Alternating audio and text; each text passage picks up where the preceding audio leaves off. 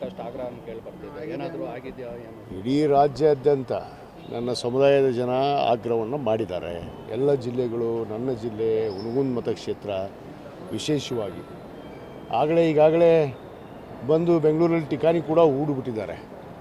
ಅದೇ ಒಂದು ಆಸೆ ಭಾವ ನಿರೀಕ್ಷೆಯನ್ನು ಭಾಳ ವಿಶ್ವಾಸ ಆತ್ಮಸಾಕ್ಷಿಯನ್ನು ಇಟ್ಕೊಂಡು ನಾವು ಹೋಗಿದ್ದೀವಿ.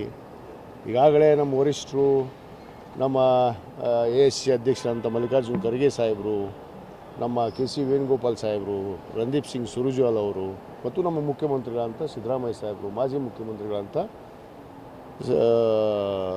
ಸಿದ್ದರಾಮಯ್ಯ ಸಾಹೇಬರು, ಮುಖ್ಯಮಂತ್ರಿಗಳಂತ DK ಶಿವಕುಮಾರ್ ಸಾಹೇಬರು ಮತ್ತು ನಮ್ಮ KPC ಅಧ್ಯಕ್ಷರಂತ ಹರಿಪ್ರಸಾದ್ ಅವರು ಈಗಾಗಲೇ ಇವತ್ತು ಸಾಯಂಕಾಲ ತಾನೇ ಮೀಟಿಂಗ್ ಆಗಿದೆ.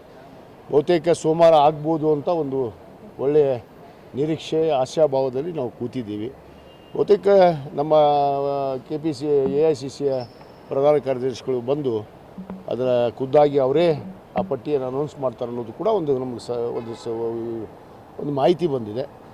ಬಹುತೇಕ ನಾವು ಎಲ್ಲ ಆಗ್ತೀವಿ ಅನ್ನೋದು ವಿಶ್ವಾಸದಲ್ಲಿ ಇದ್ದೀವಿ. ಪಟ್ಟಿಯಲ್ಲಿ ಹೆಸರಿರುತ್ತಾ ಅಂತ ಅಲ್ಲ, ಆ ವಿಶ್ವಾಸದಲ್ಲೇ ನಾವು ವಾಪಸ್ ಬಂದಿದ್ದೀವಿ. ಸರ್, ಈಗ RB ತಿಮ್ಮಾಪುರ ಅವರು ಸಹ ಆ ಪಟ್ಟಿಯಲ್ಲಿ ಇದ್ದಾರೆ ಅನ್ನೋ ಮಾಹಿತಿ ಬರುತ್ತೆ. ನೋಡಿ, ಯಾರು ಇದೆಯೋ ಬಿಟ್ಟಿದೆಯೋ ನನಗೆ ಯಾವುದೂ ಗೊತ್ತಿಲ್ಲ. ನಂದು ವಿಶ್ವಾಸ ಇದೆ, ಆಗತ್ತೆ ಅನ್ನೋದು ವಿಶ್ವಾಸದ ಮೇಲೆ ಬಂದಿದೆ. 2 ಕ್ಷೇತ್ರ ಕೊಡೋದು ಹೇಗೆ? ಅಲ್ಲ, ಅದು ವರಿಷ್ಠರಿಗೆ ಬಿಟ್ಟಿದ್ದಲ್ವಾ. 2 ಕೊಡ್ತಾರೋ 3 ಕೊಡ್ತಾರೋ ಅವ್ರಿಗೆ ಬಿಟ್ಟಿದ್ದು, ಅವ್ರು ತೀರ್ಮಾನ ಮಾಡಬೇಕು.